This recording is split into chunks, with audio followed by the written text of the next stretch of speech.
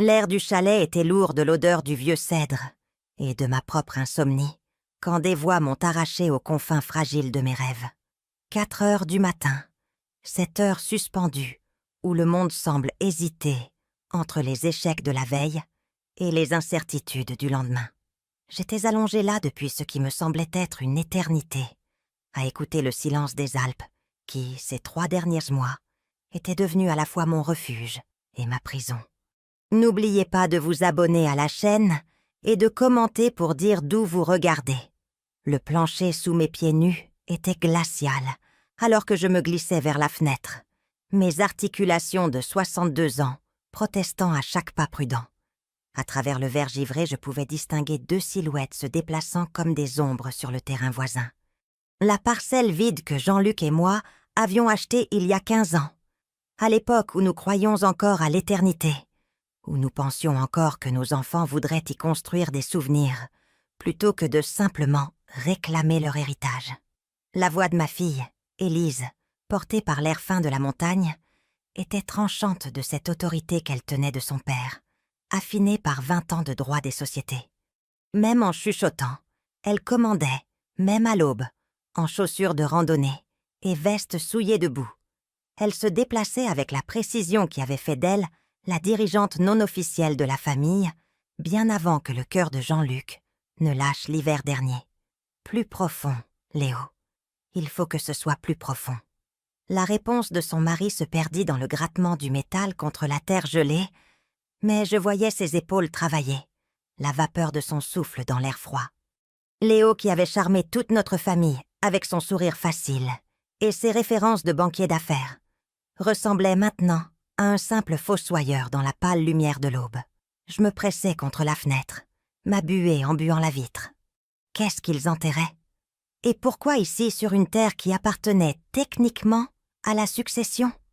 Une terre qu'ils avaient été si pressés de vendre ces derniers mois, malgré mes supplications désespérées pour conserver au moins ce morceau de l'héritage de Jean-Luc. La boîte en métal qu'ils descendirent dans le trou était petite, peut-être de la taille d'un coffret à bijoux. Élise s'agenouilla près de la terre remuée, ses mouvements empreints d'une révérence qui me serra la poitrine. Elle dit quelque chose que je ne pus entendre, sa main reposant sur le sol fraîchement retourné comme une bénédiction. Ils travaillèrent max vite ensuite, remettant la terre, éparpillant feuilles et aiguilles de pin avec l'efficacité calculée qui avait caractérisé chaque décision prise depuis les funérailles de Jean-Luc. Aucune consultation, aucune considération pour la femme qui avait partagé 38 ans avec l'homme dont ils étaient censés honorer la mémoire. Je restais figée à la fenêtre jusqu'à ce que leurs phares disparaissent sur la route sinueuse de la montagne, me laissant seule avec des questions au goût de trahison et un froid qui n'avait rien à voir avec le matin d'octobre. Le trajet jusqu'au terrain voisin me prit plus de temps qu'il n'aurait dû.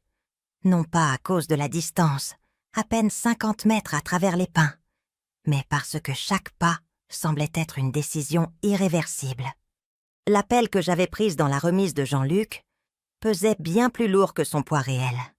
J'attendais avec la certitude que ce que j'allais découvrir changerait quelque chose de fondamental entre ma fille et moi.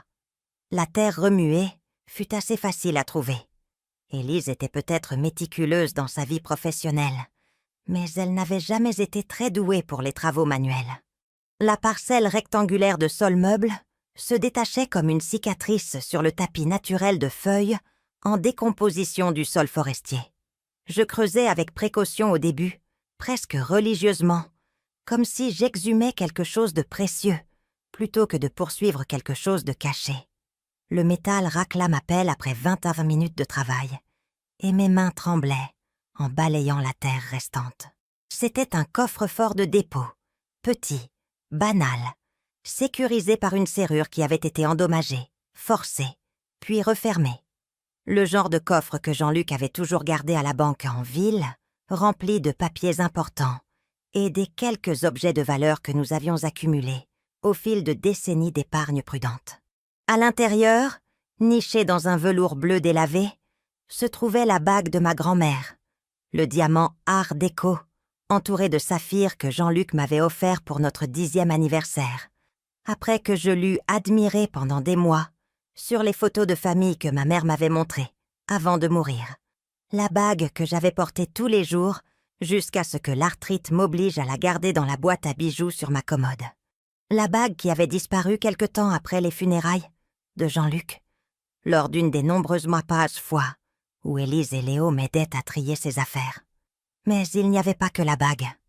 En dessous, enveloppées dans du papier de soie ramolli par le temps, il y avait les perles de ma mère, celles que Jean-Luc m'avait offertes par surprise pour notre 25e anniversaire, après les avoir rachetées au prêteur sur gage, où je les avais vendues, à contre-cœur, lors de sa première crise cardiaque, quand les factures médicales menaçaient d'engloutir nos économies. Et sous les perles, dans une petite enveloppe Kraft, se trouvaient les titres de propriété, pas des photocopies, ni des duplicata, les titres originaux de ce chalet et du terrain où je me tenais maintenant, agenouillée dans la terre. Les propriétés que Jean-Luc avait cédées à Élise et Léo il y a 3 ans, lorsque sa santé déclinait et qu'il l'avait convaincu qu'il serait plus simple, pour des raisons fiscales, de transférer la propriété en avance. Mon cri quand il est venu fut assez brut pour faire s'envoler une paire de corbeaux des pins au-dessus de moi. C'était le son de 38 ans de confiance se brisant contre la réalité d'un vol calculé. Le son d'une mère, réalisant que sa fille n'avait pas seulement hérité des biens de son père. Elle avait volé des morceaux du cœur de sa mère et les avait enterrés comme des preuves. Agenouillée là, dans la terre, entourée des pièces retrouvées de ma vie, je sentis quelque chose basculer dans ma poitrine. Pas une rupture. J'en avais eu assez de ça ces derniers mois. C'était différent. C'était un durcissement, se cristallisant en quelque chose d'assez tranchant pour couper. Élise avait toujours été impitoyable dans sa vie professionnelle. J'avais admiré cela chez elle, même quand Jean-Luc s'inquiétait qu'elle soit trop agressive, trop disposée à sacrifier des relations pour avancer. Mais je n'avais jamais imaginé que cette cruauté se retournerait contre sa propre mère. Je n'avais jamais pensé que la fille qui avait autrefois pleuré pour des oiseaux blessés deviendrait une femme capable de voler celle qui lui avait donné la vie. Mais la preuve était là, littéralement déterrée du sol, qu'ils espéraient la vendre. Voici les morceaux de mon histoire qu'ils avaient tenté d'effacer, enterrés comme des vérités dérangeantes dans la terre gelée. Je rassemblais les objets avec soin, religieusement, comme des artefacts d'une vie que je commençais seulement à comprendre, comme ayant été assiégée. Le soleil du matin perçait enfin à travers la canopée de pins, projetant de longues ombres sur la terre remuée et soulignant les larmes qui avaient gelé sur mes joues. En retournant vers le chalet, mon esprit travaillait déjà, planifiait déjà. Élise avait hérité de la nature méthodique de son père, mais aussi de son point aveugle, l'hypothèse que l'amour signifiait la soumission, que les liens familiaux impliquaient un pardon inconditionnel. Elle était sur le point d'apprendre à quel point elle s'était trompée sur les deux. Le téléphone sonnait alors que je montais les marches du chalet, mais je ne me suis pas pressée de répondre. Laissons attendre qui que ce soit. Laissons-les s'interroger. J'avais des choses plus importantes à faire que de répondre à des exigences, des explications ou au rejet désinvolte qui était devenu le principal mode de communication de mes enfants. J'ai posé les trésors retrouvés sur la table de la cuisine et les ai contemplés à la lumière du jour naissant. Chaque pièce racontait une histoire, non seulement de vol, mais de cruauté calculée. Ce n'était pas de la cupidité opportuniste. C'était une suppression systématique, l'élimination méthodique de tout ce qui me liait à la vie que j'avais construite avec Jean-Luc. Le téléphone sonna de nouveau. Cette fois, j'ai regardé l'identité de l'appelant. Élise. Je l'ai laissé sonner. Le silence qui a suivi était plus satisfaisant que n'importe quelle conversation que j'avais eue avec elle depuis des mois. Debout dans ma cuisine, entourée des preuves de sa trahison, j'ai ressenti quelque chose que je n'avais pas éprouvé depuis la mort de Jean-Luc, le contrôle. Le téléphone sonna encore 3 fois au cours de l'heure suivante. Chaque fois, je regardais le nom d'Élise apparaître sur l'écran et choisissais le silence.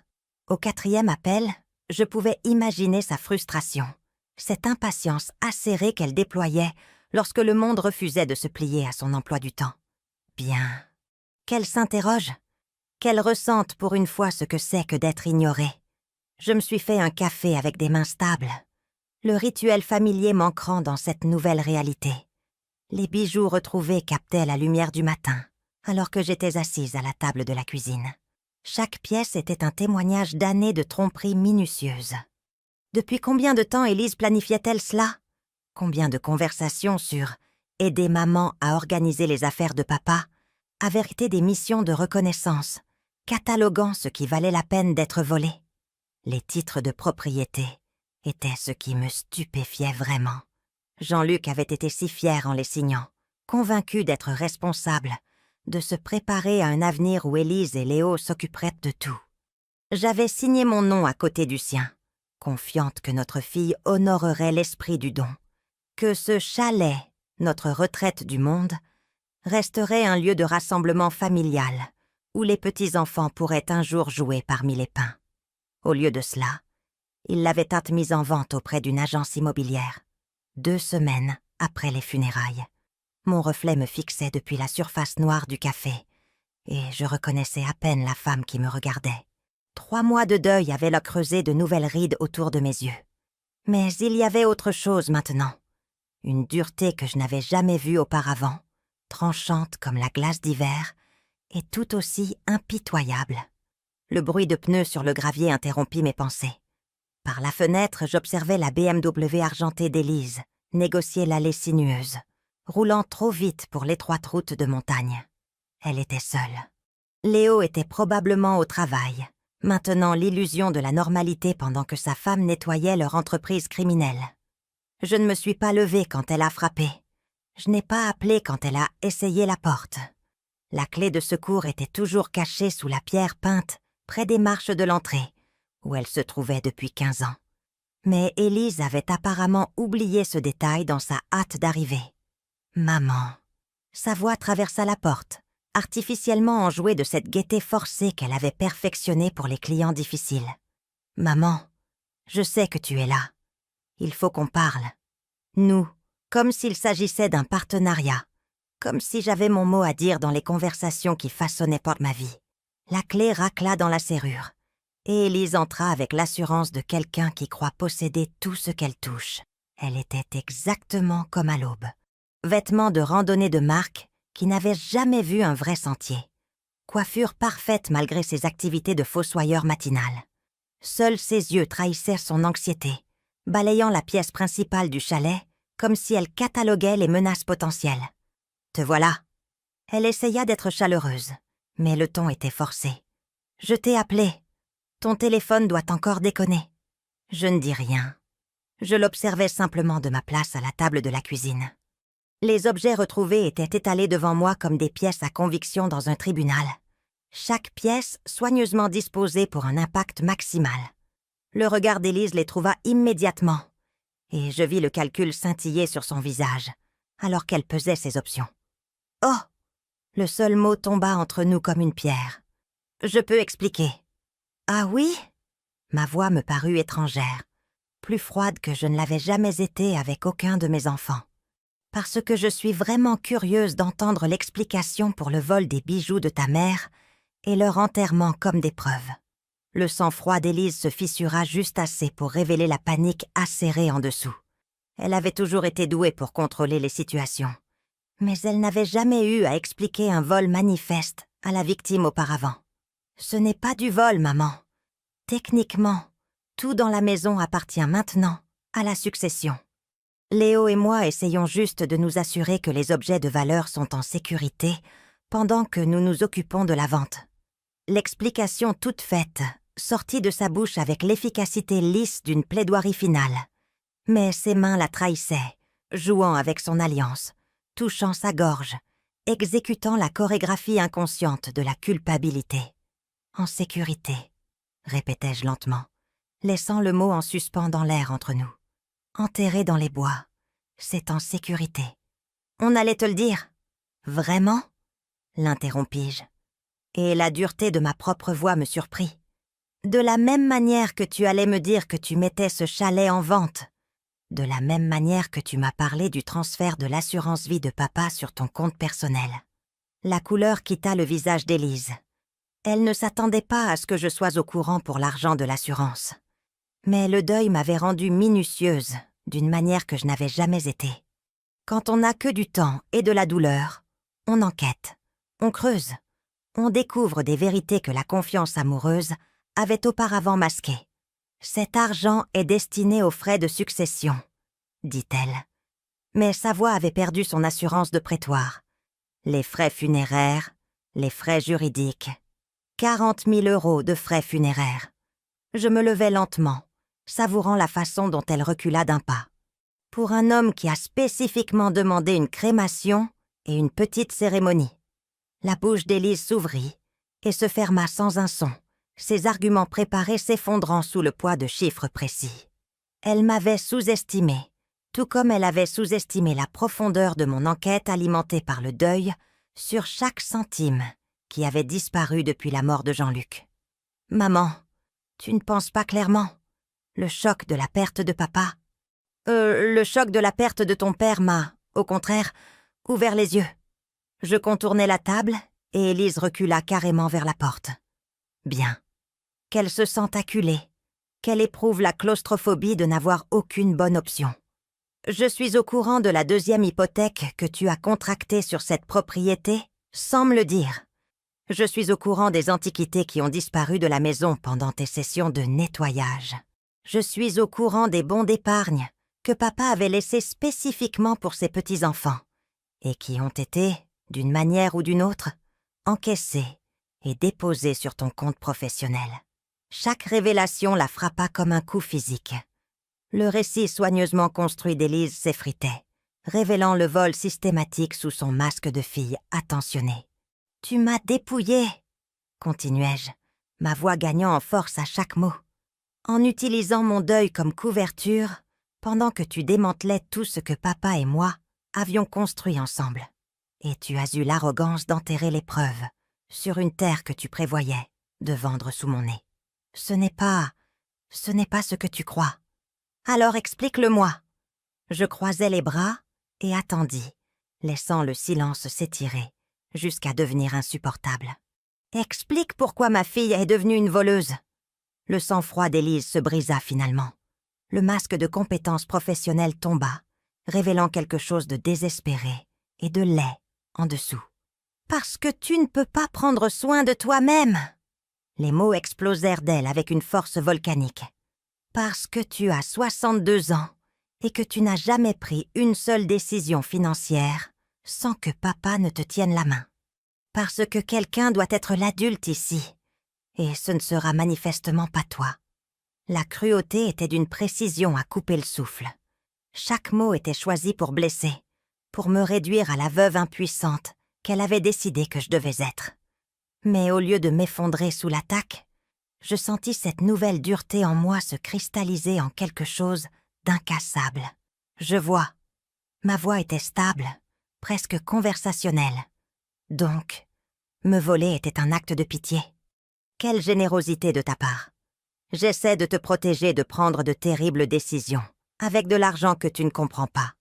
Comme la terrible décision de garder mes propres bijoux, ou la terrible décision de vouloir mourir dans la maison où j'ai vécu pendant 20 ans. Le visage d'Élise vira au rouge. « Ce chalet n'est pas pratique, maman. Les frais d'entretien seuls sont ma responsabilité sur une propriété qui m'appartient légalement. » Je me dirigeai vers le comptoir de la cuisine et pris les titres de propriété, les brandissant comme une arme. Les yeux d'Élise suivirent sachent les papiers, avec la concentration désespérée de quelqu'un qui regarde ses plans, soigneusement élaborés, se désintégrer. « Ces titres me désignent comme copropriétaire avec une clause de réversion totale aux survivants, » continuai-je. « Papa ne t'a pas cédé cette propriété. Il nous l'a cédée à tous les deux avec un transfert automatique aux survivants, qui, au cas où tu l'aurais oublié, c'est moi. » La réalité juridique frappa Élise comme un coup physique. Elle avait agi en supposant que j'étais trop accablée par le deuil pour comprendre la paperasse, trop confiante pour remettre en question sa version des faits. Elle avait tout misé sur mon ignorance continue. Elle avait perdu. « On peut arranger ça, » dit-elle, mais sa voix avait perdu toute son autorité. « Il n'est pas nécessaire que cela devienne conflictuel. Nous sommes une famille, non? Je reposais les titres sur le comptoir avec un soin délibéré.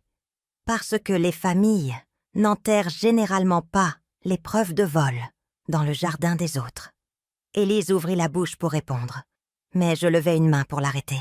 « Je veux que tu partes maintenant, » dis-je. « Prends tes explications, tes rationalisations et ton souci pour mon bien-être et sors de ma maison. Maman, sors !» Les mots portaient une finalité que même Élise ne pouvait contester. Elle resta là un instant, paraissant plus jeune qu'elle ne l'avait été depuis des années, dépouillée de son armure professionnelle et réduite à ce qu'elle avait toujours été en dessous. Ma fille, prise dans un mensonge trop gros pour être expliqué. Mais au lieu de remords, je vis le calcul revenir dans ses yeux. L'avocate en elle se regroupait déjà, planifiant déjà son prochain mouvement. « Ce n'est pas fini !» dit-elle, sa voix retrouvant une partie de son acier. « Tu ne peux pas simplement... »« Si !» l'interrompis-je. « C'est fini. Et si, je le peux. » Je la regardais partir par la fenêtre de la cuisine, notant comment elle claqua la portière de la BMW assez fort pour que l'écho résonne contre les pins environnants. Alors que ses feux arrière disparaissaient sur la route de montagne, je sentis quelque chose s'installer dans ma poitrine, comme une clé, tournant dans une serrure. Pour la première fois depuis des mois, j'étais seule par choix, plutôt que par abandon. Le téléphone sonna de nouveau, 1 heure plus tard.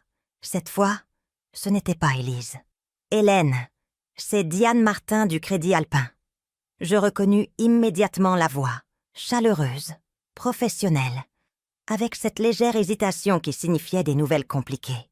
Diane avait été la conseillère de Jean-Luc pendant 15 ans, nous avait guidés à travers 2 refinancements hypothécaires et un prêt professionnel qui avait maintenu son entreprise de paysagisme à flot pendant la récession. Elle était aussi la seule personne au Crédit Alpin qui me traitait encore comme un être humain, plutôt que comme un inconvénient juridique. « J'espère que je n'appelle pas à un mauvais moment, » poursuivit Diane. « Mais il y a quelque chose que vous devez savoir sur les comptes. Quelque chose qui, eh bien, est préoccupant. » Je m'installais dans le vieux fauteuil de Jean-Luc, la bague de ma grand-mère encore chaude entre mes doigts. Quel genre de préoccupant? Il y a eu un autre gros retrait hier du compte courant juin. 28 000 €. La signature semblait correcte. Mais, étant donné le schéma que nous observons, Diane laissa sa phrase en suspens. Mais je compris qu'il y avait un schéma. Le nom d'Élise sur le compte en tant que cosignataire avait été l'idée de Jean-Luc. Une préparation pratique pour une époque où nous pourrions avoir besoin d'aide pour gérer nos finances. Aucun de nous n'avait imaginé que cela deviendrait un permis de voler. « Combien reste-t-il » demandai-je, bien que je soupçonnais déjà que la réponse serait douloureuse. « Sur le compte courant, environ 300 €. Le compte d'épargne a été vidé la semaine dernière. 47 ans d'épargne prudente, parti. Le paiement de l'assurance vie de Jean-Luc, parti. Même le petit fonds d'urgence que nous avions maintenu pour les réparations de la maison et les frais médicaux. Tout cela canalisé vers des comptes qui portaient le nom de ma fille, à côté des nôtres. « Diane, » dis-je prudemment, « j'ai besoin que vous geliez les comptes restants. Retirez l'accès d'Élise immédiatement. » J'espérais que vous diriez ça. Le soulagement colora la voix de Diane. « J'ai tout documenté juste au cas où. Les schémas de retrait, le timing juste après le décès de votre mari. Hélène, cela ressemble à un abus de faiblesse sur personne âgée. Vous avez des motifs pour des poursuites pénales, si vous voulez les engager. Des poursuites pénales contre ma propre fille. La pensée aurait dû me dévaster, mais au lieu de cela, je ne ressentis qu'une froide satisfaction.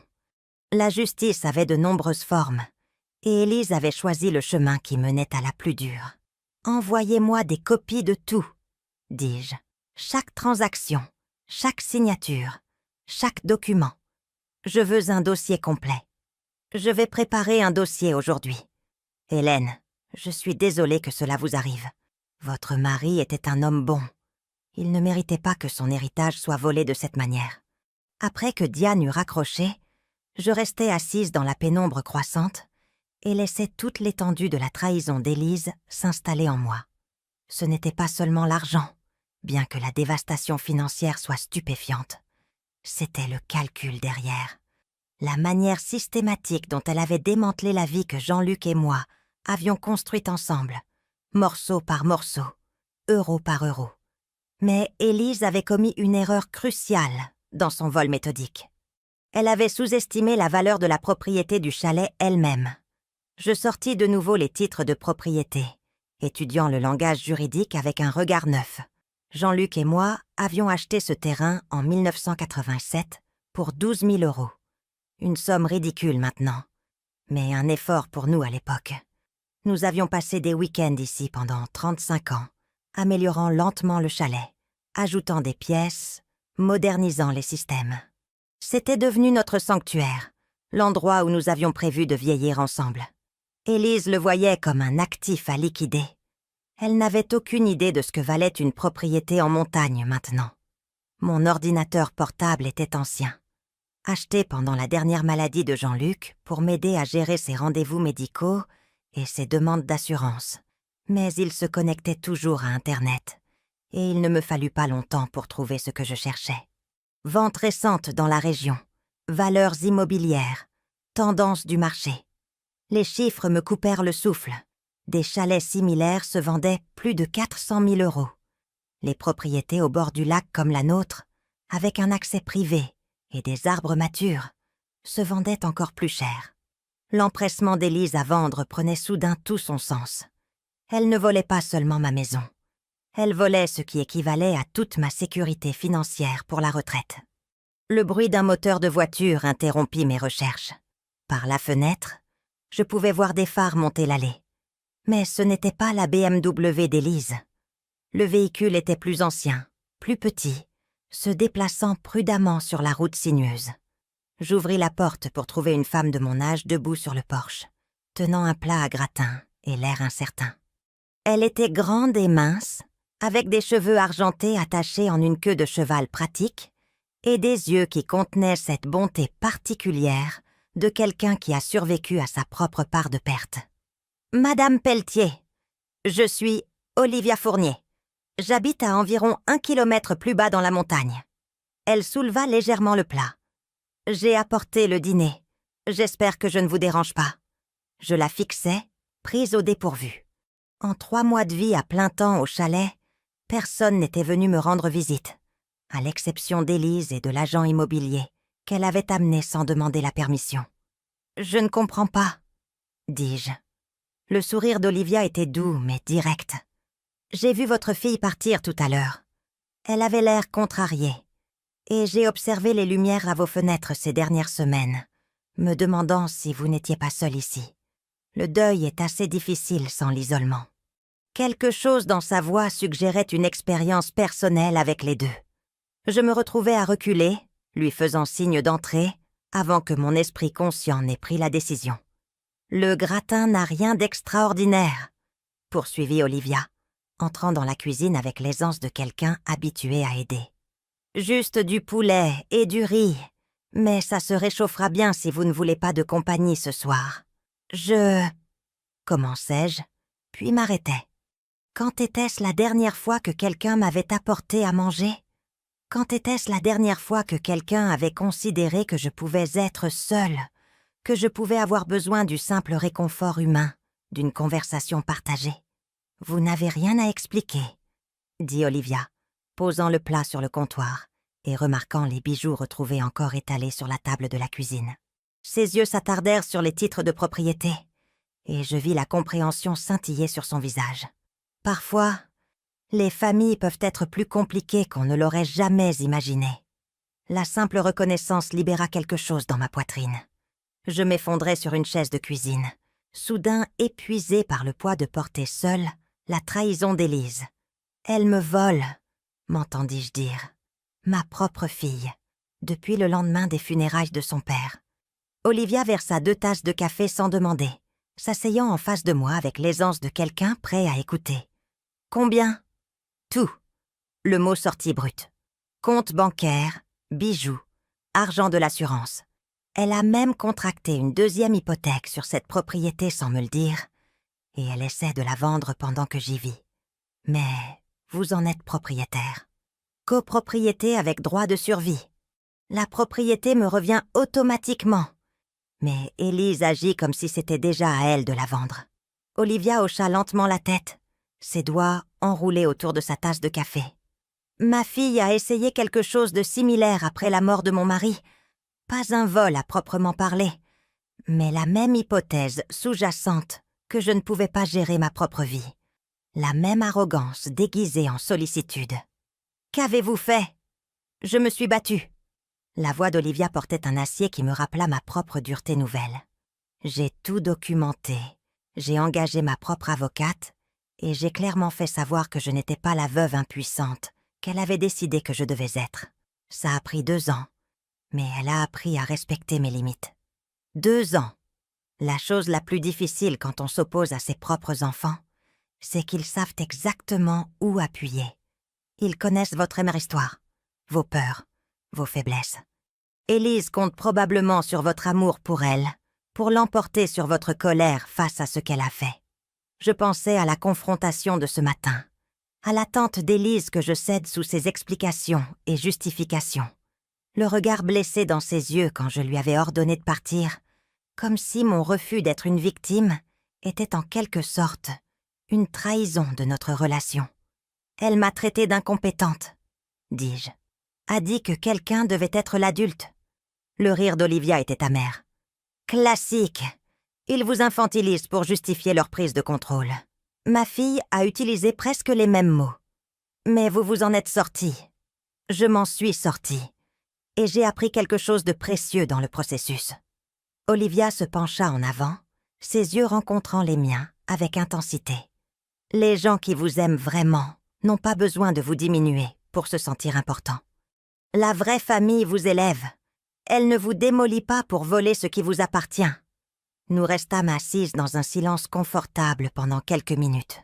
2 femmes qui avaient été forcées d'apprendre de dures vérités sur les personnes qu'elles avaient élevées et aimées. Dehors, l'obscurité de la montagne était complète, rompue seulement par des étoiles qui semblaient incroyablement brillantes après tant de mois de jugement obscurcis. « Il y a autre chose que vous devriez savoir, » dit finalement Olivia. « Sur la valeur des propriétés ici. » Mon attention s'aiguisa. « Quoi donc ?» J'ai vendu l'atelier de mon mari l'année dernière. Terrain de taille similaire, amélioration similaire. J'en ai obtenu 600 000 €. Elle observa attentivement mon visage. Une propriété au bord du lac comme la vôtre, avec l'intimité et le paysage mature. Vous êtes assise sur près d'1 million d'euros d'actifs. Le chiffre me frappa comme de l'eau froide. 1 million! Élise ne volait pas seulement l'argent de mes factures mensuelles. Elle essayait de voler tout mon avenir financier. Elle doit savoir, dis-je plus pour moi-même que pour Olivia. Elle a fait des recherches pour la vente. Elle doit savoir ce que ça vaut, ce qui en fait un vol qualifié, pas seulement un drame familial. La voix d'Olivia était pragmatique. Avec ce genre de somme en jeu, cela entre dans le domaine du pénal sérieux. Je fixais les titres de propriété étalés sur ma table de cuisine, les voyant d'un œil nouveau. Ce n'était pas seulement des papiers, c'était ma sécurité, mon indépendance, mon pouvoir de choisir comment le reste de ma vie se déroulerait. Le vol d'Élise n'était pas seulement cruel, il était dévastateur à une échelle que je commençais seulement à comprendre. « J'ai besoin d'une avocate, » dis-je. « J'en connais une bonne, quelqu'un spécialisé dans les cas d'abus de faiblesse. » Olivia sortit son téléphone. « Elle s'appelle Marie Hano. Elle m'a aidée quand ma fille essayait de me faire déclarer incompétente pour pouvoir contrôler mes finances. Marie ne plaisante pas. » Alors qu'Olivia parcourait ses contacts, je sentis quelque chose s'installer dans ma poitrine. Pas seulement de la résolution. J'avais ça depuis le matin. C'était quelque chose de plus profond. Pour la première fois depuis la mort de Jean-Luc, je n'étais pas seule à comprendre ce qui m'arrivait. Élise avait compté sur mon isolement, sur ma paralysie induite par le deuil. Elle avait supposé que je resterais la veuve passive, reconnaissante de toute attention, même lorsqu'elle était enveloppée de vol et de trahison. Mais Élise n'avait jamais rencontré Olivia Fournier, et elle n'avait aucune idée de ce dont sa mère était capable quand elle arrêtait enfin de pleurer et commençait à se battre. Le téléphone sonna de nouveau, alors qu'Olivia notait le numéro de Marie Hannot. Cette fois, je répondis à la première sonnerie. « Hélène ?» La voix d'Élise était tendue d'une panique à peine contenue. « Il faut qu'on parle. »« Non, » dis-je, ma voix stable comme la pierre de la montagne. « Nous n'avons pas à le faire. » Le silence à l'autre bout du fil s'étira assez longtemps pour que je puisse entendre sa respiration. Rapide et superficielle. Olivia me regardait de l'autre côté de la table de cuisine, sa présence me rappelant que je ne menais plus cette bataille seule. « Maman, s'il te plaît, je sais que tu es contrariée, mais tu ne vois pas la situation dans son ensemble. Je la vois parfaitement. » Je croisais le regard d'Olivia, puisant de la force dans son signe de tête encourageant. J'ai passé l'après-midi à m'informer sur les valeurs immobilières, les relevés bancaires et les lois sur l'abus de faiblesse. La situation est très claire, en effet. Une autre pause. Quand Élise parla de nouveau, son sang-froid d'avocate se fissurait sur les bords. « Quoi que tu penses savoir, je sais que tu as volé plus de 300 000 € sur des comptes qui portèrent mon nom. Je sais que tu as contracté une deuxième hypothèque de 40 000 € sur une propriété que tu ne possèdes pas. Je sais que tu prévoyais de vendre un bien d'1 million d'euros sans le consentement du propriétaire légal. » Chaque fait atterrit comme un coup, et je pouvais entendre la vive inspiration d'Élise. « Dois-je continuer ? 1 million !» La voix d'Élise monta d'une octave. « Maman, c'est ridicule. Personne ne paiera autant pour un vieux chalet. » Le mari d'Olivia Fournier a vendu une propriété similaire pour 600 000 € l'année dernière. Les parcelles au bord du lac avec des arbres matures se vendent encore plus cher. Je jetai un coup d'œil à Olivia, qui confirma d'un signe de tête. « Mais tu le savais déjà, n'est-ce pas ? C'est pour ça que tu étais si pressée de me faire signer ces papiers de mise en vente. » Le silence qui suivit était différent, plus lourd, plus dangereux. Quand Élise parla enfin, le prétexte de sollicitude filiale s'était entièrement évaporé. « Tu n'as aucune idée de ce que tu fais, » dit-elle, sa voix froide comme le vent de janvier. « Tu ne peux pas gérer une propriété comme ça seule. Les impôts, l'entretien, les problèmes de responsabilité. Tu perdras tout en 1 an. Voilà la menace, livrée avec une précision chirurgicale. Soumets-toi à notre vol, ou perds tout par ta propre incompétence. » « Peut-être, » dis-je, « mais ce sera mon choix, pas le tien. C'est de la folie. Tu gâches ta sécurité financière par dépit. »« Ma sécurité financière !» Le rire qui m'échappa était assez tranchant pour couper du verre. « Tu veux dire la sécurité financière que tu as systématiquement volée ? Les comptes bancaires que tu as vidés ? L'argent de l'assurance que tu as détourné ? Tu me fais la morale sur la sécurité financière, alors que tu m'as dépouillée. » Olivia se pencha en avant, griffonnant quelque chose sur une serviette en papier et la glissant sur la table. « Appli d'enregistrement ?» avait-elle écrit. Je secouai légèrement la tête. Cette conversation était déjà gravée dans ma mémoire avec une clarté parfaite. « Je protégeais ses actifs, » dit Élise, mais sa voix manquait de conviction. « M'assurant qu'ils étaient correctement gérés pendant ta période de deuil. En enterrant mes bijoux dans les bois comme des preuves, c'est de la gestion d'actifs. » La question flotta dans l'air comme de la fumée. Je pouvais presque entendre l'esprit d'Élise s'emballer, essayant de construire un récit qui transformerait le vol en protection, la trahison en amour. « Je peux tout expliquer si tu veux bien écouter. » J'ai fini d'écouter, Élise. J'ai écouté tes explications pendant 3 mois, pendant que tu démantelais tout ce que ton père et moi avions construit ensemble. Plus maintenant. « Maman !» J'ai raccroché. Le silence qui a suivi semblait profond, comme le moment après un coup de tonnerre où le monde retient son souffle. Olivia me regardait avec quelque chose qui aurait pu être de la fierté. « Comment ça va ?» demanda-t-elle. « Terrifiant, » admis-je, « et merveilleux. » Olivia sourit. « C'est comme ça que tu sais que tu fais le bon choix. La peur signifie que ça compte. » Le téléphone se mit immédiatement à sonner de nouveau, le nom d'Élise clignotant avec insistance sur l'écran. Je le retournai face contre table et le repoussai. « Elle va escalader maintenant, » dit Olivia d'une voix pragmatique. « Quand les enfants réalisent qu'ils ne peuvent plus manipuler leurs parents, ils deviennent souvent désespérés Sois prête à ça. Quel genre de désespéré? Ça dépend d'Élise. Certains essaient le chantage affectif, les menaces de couper le contact, d'éloigner les petits-enfants. D'autres passent à la voie légale, essayant de te faire déclarer incompétente, contestant ton état mental. Quelques-uns deviennent méchants. Humiliation publique, campagne de pression familiale. Je pensais à l'efficacité impitoyable de ma fille dans sa vie professionnelle. Sa volonté de détruire les arguments de la partie adverse avec une précision chirurgicale. Cette même intelligence tournée contre moi serait redoutable. Qu'a fait ta fille? L'expression d'Olivia s'assombrit. Elle a essayé de me faire interner pour une évaluation psychiatrique, a dit à mon médecin que je montrais des signes de démence, que je prenais des décisions financières irrationnelles. Il a fallu 3 mois et 2 évaluations indépendantes pour prouver que j'étais parfaitement compétente. La cruauté désinvolte de la chose me coupa le souffle. Ta propre fille a essayé de te faire déclarer folle. Elle s'est convaincue que c'était pour mon bien. Tout comme Élise s'est convaincue que te voler est une protection. La voix d'Olivia portait le poids d'une sagesse durement acquise. La chose effrayante avec les enfants adultes qui deviennent prédateurs, c'est qu'ils sont souvent sincèrement convaincus d'être les héros de l'histoire. Mon téléphone vibra avec un SMS. Contre mon meilleur jugement, je regardais. « Maman, je reviens demain matin avec Léo. On va s'asseoir et régler ça comme des adultes. Ne fais rien d'irréfléchi d'ici là. » Le ton impérieux.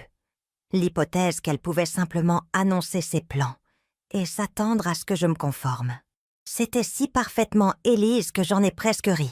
« Elle revient demain, » dis-je à Olivia. « Avec son mari. » L'expression d'Olivia s'aiguisa. « Une démonstration de force. Ils espèrent t'intimider pour que tu cèdes. Est-ce que ça marchera? » Ça dépend si tu veux que ça marche. Olivia se pencha en arrière sur sa chaise, étudiant mon visage. « Hélène, que veux-tu ici? Ce que tu veux vraiment, pas ce que tu penses devoir vouloir en tant que mère. » La question me prit au dépourvu. Pendant 3 mois, je m'étais concentrée sur la survie. Passer chaque journée, gérer le deuil, endurer le comportement de plus en plus contrôlant d'Élise. Je n'avais pas pensé à ce que je voulais réellement des décombres de mon ancienne vie. Je veux qu'ils comprennent que les actions ont des conséquences, dis-je lentement. Je veux qu'Élise affronte la réalité de ce qu'elle a fait, sans se cacher derrière des justifications et des excuses. Et si elle ne le fait pas? Si elle continue de se voir comme ta sauveuse plutôt que comme ta voleuse? La possibilité s'abattit sur moi comme un poids froid. Élise n'avait montré aucun remords réel, seulement de la frustration d'avoir été prise. Ses appels n'avaient pas inclus d'excuses, seulement des exigences de conformité. « Alors je veux la justice », dis-je, les mots semblant étranges dans ma bouche. La vraie justice, pas seulement un drame familial. Olivia hocha la tête avec approbation. « Bien, parce que Marie Hannah peut t'aider à l'obtenir. Mais tu dois être sûre. Une fois que tu t'engages sur la voie légale, il n'y a pas de retour en arrière pour jouer à la famille heureuse. » Je pensais aux funérailles de Jean-Luc, à la façon dont Élise avait utilisé mon deuil pour commencer son vol systématique. Je pensais à la découverte de la bague de ma grand-mère enterrée comme de la contrebande, au compte bancaire vidé pendant que je luttais pour comprendre ma nouvelle réalité de veuve. Je pensais au mois passé, à être traitée comme un inconvénient. Un problème à gérer plutôt qu'une personne à aimer. « Il n'y a déjà pas de retour en arrière », dis-je. Élise a fait ce choix quand elle a décidé de voler sa mère. Olivia se leva, se dirigeant vers la fenêtre de la cuisine. Elle n'est pas la seule impliquée là-dedans. Léo a signé ses papiers d'hypothèque. Léo a aidé à enterrer ses bijoux. En termes juridiques, il est tout aussi coupable. Le rappel que mon gendre était également coupable ajouta une autre couche de trahison. Léo, qui avait charmé toute notre famille, avec son sourire facile et son expertise en investissement. Léo qui m'avait appelée « maman » à leur mariage, qui avait promis de prendre soin d'Élise et des petits-enfants qu'il pourrait avoir. Au lieu de cela, il avait aidé sa femme à me dépouiller. « Que se passe-t-il si je porte plainte ?» demandai-je. « Avec autant d'argent en jeu, vol qualifié, potentiellement association de malfaiteurs, charge d'abus de faiblesse, peine de prison, s'ils sont reconnus coupables. La voix d'Olivia était clinique, mais pas sans sympathie. Cela détruirait leur vie, leur carrière, leur mariage probablement. Le poids de cette responsabilité aurait dû me terrifier. Il y a 6 mois, cela aurait été le cas. Mais assise dans ma cuisine, entourée des preuves de leur crime, je ne ressentis qu'une froide satisfaction. Ils ont détruit la mienne en premier, dis-je. Olivia retourna à la table, tendant la main pour serrer la mienne. Alors assurons-nous que Marie Hanotte obtienne tout ce dont elle a besoin pour construire un dossier dont ils ne pourront pas se défaire. Nous avons passé l'heure suivante à tout documenter, à photographier les bijoux retrouvés, à scanner les relevés bancaires, à organiser les titres de propriété. Olivia s'est avérée étonnamment douée en technologie, m'aidant à télécharger des fichiers sur un stockage cloud sécurisé et à envoyer des emails cryptés au bureau de Marie Hanout. Pendant que nous travaillions, je ressentis quelque chose que je n'avais pas éprouvé depuis la mort de Jean-Luc. Un but. Pas seulement le but défensif de protéger le peu qu'il me restait, mais le but offensif de s'assurer que le vol ait des conséquences, que la cruauté ne reste pas impunie. Au moment où Olivia est partie, promettant de revenir le matin avant l'arrivée d'Élise, j'avais un plan. Pas seulement une réaction émotionnelle ou une défense désespérée, mais une stratégie soigneusement construite pour récupérer non seulement mes biens volés, mais ma dignité volée. Je restais seule dans le chalet à l'approche de minuit, écoutant le silence de la montagne qui m'avait autrefois semblé être de l'isolement, mais qui me semblait maintenant être un sanctuaire. Demain, Élise et Léo arriveraient en s'attendant à trouver la même veuve endeuillée et docile qu'ils exploitaient depuis des mois. Au lieu de cela, ils trouveraient quelqu'un qui avait appris la différence entre la loyauté familiale et la complicité de vol. Quelqu'un qui avait découvert que l'amour sans respect n'était que de la manipulation sous un autre nom. Quelqu'un qui avait enfin cessé de pleurer, assez longtemps pour commencer à se battre. Le téléphone sonna une dernière fois avant que je n'aille me coucher. Élise de nouveau, probablement en train de planifier sa stratégie pour la confrontation de demain. Je le laissais sonner, souriant en montant les escaliers vers la chambre que Jean-Luc et moi avions partagée à des temps plus heureux. Certaines conversations valaient la peine d'être eues, d'autres n'étaient que du bruit. Et j'étais enfin assez sage pour connaître la différence. Ils sont arrivés à 10 heures du matin. La BMW d'Élise, suivie de la Mercedes noire de Léo. Un convoi de voitures chères, grimpant la route de montagne comme une force d'invasion. Je les ai observés depuis la fenêtre de la cuisine, notant comment ils se déplaçaient avec une précision militaire. Léo portant une mallette en cuir, tandis qu'Élise serrait un dossier en carton épais de documents. Ils étaient venus préparer pour la guerre. Bien. Moi aussi. Olivia était arrivée 1 heure plus tôt, apportant du café frais et la force tranquille de quelqu'un qui avait mené cette bataille et l'avait gagnée. Elle était maintenant assise à ma table de cuisine, l'air parfaitement à l'aise. Sa présence rappelait que je n'étais pas la veuve isolée qu'Élise s'attendait à trouver. « Souviens-toi » dit Olivia alors que les portières de voiture claquèrent dehors. « Ils vont essayer de te submerger de paperasse et de terminologie juridique. Ne signe rien, n'accepte rien. Écoute simplement et prends des notes. » Je hochai la tête, mes mains stables en me versant du café. Il y a 3 mois, le bruit des pas d'Élise sur le porche m'aurait rempli d'une gratitude désespérée. Ma fille, qui venait me rendre visite, apportant l'illusion d'un lien familial. Maintenant, ces mêmes pas sonnaient comme un tonnerre approchant. Élise ne frappa pas. Elle utilisa la clé de secours avec le droit de quelqu'un qui croit posséder tout ce qu'elle touche, entrant avec Léo juste derrière elle. Tous deux s'arrêtèrent net en voyant Olivia, leur dynamique soigneusement planifiée perturbée par une variable inattendue. « Maman » dit Élise, sa voix artificiellement enjouée. « Je ne savais pas que tu avais de la compagnie. »« Olivia Fournier » dis-je doucement. « Ma voisine, elle reste !» La présentation flotta dans l'air comme un défi. Les yeux d'Élise passèrent d'Olivia à moi, calculant rapidement. Elle s'attendait à me trouver seule, vulnérable, prête à céder sous la pression combinée de sa déception et de l'expertise financière de Léo. C'est une affaire de famille, dit Léo, son sourire de banquier d'affaires ne masquant pas tout à fait son irritation.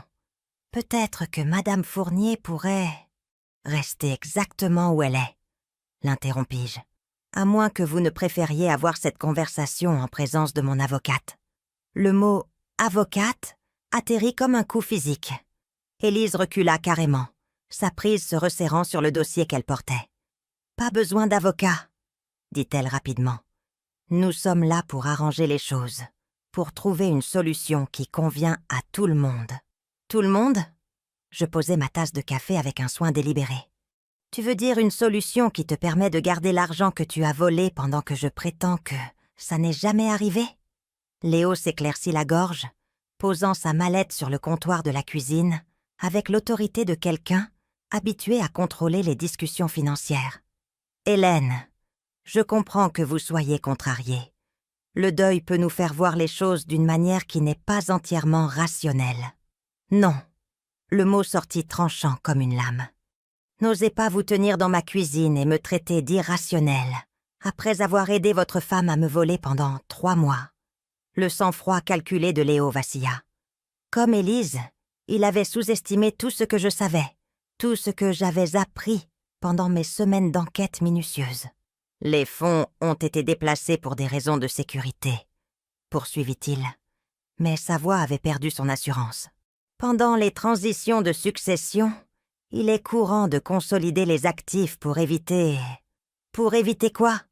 Que le propriétaire légal accède à son propre argent? » Je sortis les relevés bancaires que Diane m'avait fournis, les étalant sur la table. 312 000 €. C'est le montant que vous, Élise et toi, avez volé sur des comptes à mon nom. Élise s'approcha, ses instincts d'avocate prenant enfin le dessus. Ces comptes étaient des comptes joints. Nous avions l'autorité légale de voler votre mère en deuil? La voix d'Olivia coupa l'air de la cuisine comme de la glace. C'est ce qu'on t'a appris à la fac de droit, Élise? Le visage d'Élise vira au rouge. Elle n'avait pas l'habitude d'être défiée par quelqu'un d'autre qu'un confrère adverse. N'était pas préparée au jugement constant dans les yeux d'Olivia. C'est entre ma mère et moi, lança Élise. Non, dis-je doucement. Ça a cessé d'être entre nous quand vous avez décidé de commettre des crimes. Maintenant, c'est entre vous et le système judiciaire. Le silence qui suivit fut absolu. Léo et Élise échangèrent un saut des regards. Une communication sans parole passa entre eux. Quand Élise parla de nouveau, sa voix était passée en mode prétoire complet. « Tu fais une erreur, maman. Une grosse erreur. Si tu penses que tu peux gérer cette propriété seule, si tu penses que tu peux gérer les impôts, l'entretien et la responsabilité légale d'un bien d'1 million d'euros, tu te berces d'illusions. » Voilà la menace, livrée avec une précision chirurgicale. Soumets-toi à notre vol, ou perds tout par ta propre incompétence. Peut-être, dis-je, mais c'est mon choix. Vraiment? Léo ouvrit sa mallette, sortant une épaisse liasse de documents. Parce que nous avons fait le calcul, Hélène. Rien que les impôts fonciers vont vous coûter 40 000 € par an. L'assurance, les charges, l'entretien d'une structure vieillissante. Vous en aurez pour 70 000 € par an juste pour maintenir les lumières allumées. Il étala les papiers sur ma table de cuisine comme des preuves dans un procès. Chaque document soigneusement conçu pour démontrer mon inadéquation financière. Sans les revenus de l'entreprise de Jean-Luc, sans les économies que nous avons protégées pour vous, comment comptez-vous vous permettre cela? Élise se pencha en avant, sa voix prenant la condescendance douce qu'elle utilisait probablement avec des clients confus. « Nous essayons de te sauver de la faillite, maman, de perdre tout ce pour quoi papa a travaillé. » C'était magnifiquement exécuté, je devais l'admettre. La combinaison parfaite d'intimidation financière et de manipulation émotionnelle, conçue pour me rendre reconnaissante de leur vol plutôt qu'en colère. Il y a 6 mois, cela aurait pu fonctionner. « Vous avez raison sur les coûts, » dis-je, sortant mon propre dossier, les recherches que j'avais faites avec l'aide d'Olivia. Impôts fonciers, assurance, entretien. C'est cher de posséder un bien immobilier de valeur. Élise se détendit légèrement, prenant ma reconnaissance pour une capitulation. « Mais vous avez oublié quelque chose d'important, continuai-je. Je n'ai pas à vivre ici toute l'année.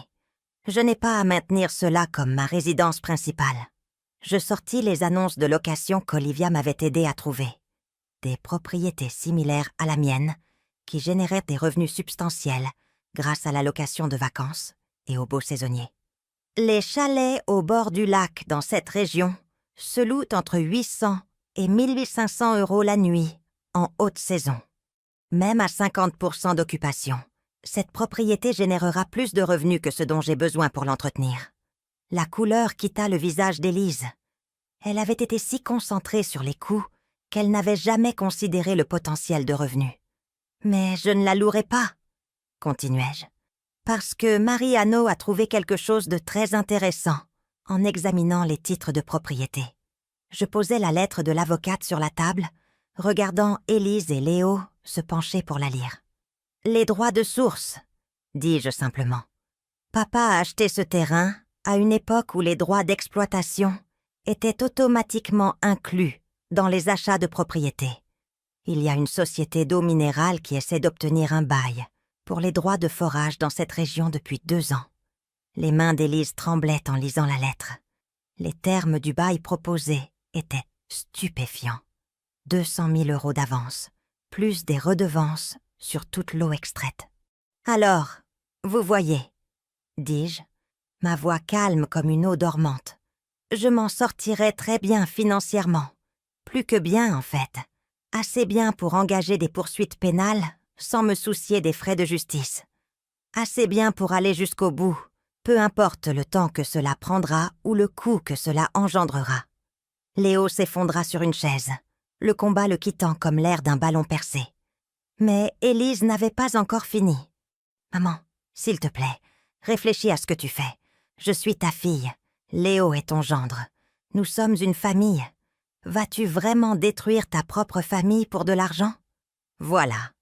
La manipulation finale. L'appel au lien du sang qui était censé l'emporter sur la justice, rendre l'amour conditionnel à l'acceptation de l'abus. « Vous avez détruit cette famille, » dis-je en me levant lentement. « Pas moi. Vous, quand vous avez décidé que voler votre mère était acceptable. Quand vous avez traité mon deuil comme une opportunité plutôt qu'une tragédie. » Le masque d'Élise tomba finalement entièrement, révélant la peur désespérée en dessous. « Si tu portes plainte, je perdrai ma licence d'avocate. Léo perdra ses certifications, nos carrières, nos réputations. Tout ce que nous avons construit sera parti. »« Oui, » dis-je simplement. « Seul sera. » La franchise brute de la chose sembla la stupéfier. Elle s'attendait à des remords, à une préoccupation maternelle, à un adoucissement de dernière minute qui la sauverait des conséquences. Au lieu de cela, elle ne trouva que la justice froide qu'elle ne s'était jamais appris à craindre. « Tu ne peux pas le penser, » murmura-t-elle. « J'ai déjà signé la plainte, » dis-je, sortant le dernier document de mon dossier. « Marie Hannah l'a déposé hier après-midi. Le mandat d'arrêt contre vous devrait être émis d'ici la fin de la semaine. » Élise fixa les papiers comme s'ils étaient écrits dans une langue étrangère, incapable de traiter la réalité que sa mère douce, docile, facilement manipulable, venait de détruire sa vie d'un trait de plume. « On peut rembourser, » dit Léo désespérément. « Tout, avec les intérêts. On peut arranger ça. »« Non, » dis-je, ma voix finale comme la mort. « Vous ne pouvez pas. Certaines choses ne peuvent pas être défaites, ne peuvent pas être pardonnées, ne peuvent pas être arrangées avec des excuses et des restitutions. C'en est une. » Je me dirigeai vers la porte et l'ouvris. L'air de la montagne s'engouffra, purifiant la cuisine de leur présence. « Sortez de ma maison, » dis-je, tous les deux, et ne revenez pas. Ils partirent en silence, leurs mallettes et dossiers éparpillés sur ma table comme les restes d'une bataille perdue. Par la fenêtre, je les regardais s'éloigner en voiture. Élise penchait sur le volant tandis que Léo fixait droit devant lui. Je ne ressentis aucune satisfaction dans leur défaite, aucune joie dans leur destruction. Mais je ressentis quelque chose de plus précieux que l'un ou l'autre, le retour de ma propre dignité. Olivia m'aida à nettoyer les papiers éparpillés, aucune de nous ne parlant jusqu'à ce que la cuisine soit remise en ordre. « Comment te sens-tu » demanda-t-elle finalement. « Libre, dis-je, et je le pensais. Pour la première fois, en 3 mois, complètement libre. 6 semaines plus tard, je reçus une lettre de la maison d'arrêt du département. Élise écrivait pour dire qu'elle était désolée, qu'elle n'avait jamais voulu que les choses aillent ainsi loin, qu'elle espérait qu'un jour, je trouverais dans mon cœur de lui pardonner. Je la lus une fois, puis la classai avec les autres documents de l'affaire. Certaines excuses arrivent trop tard pour compter. Certaines conséquences sont exactement ce qu'elles devraient être.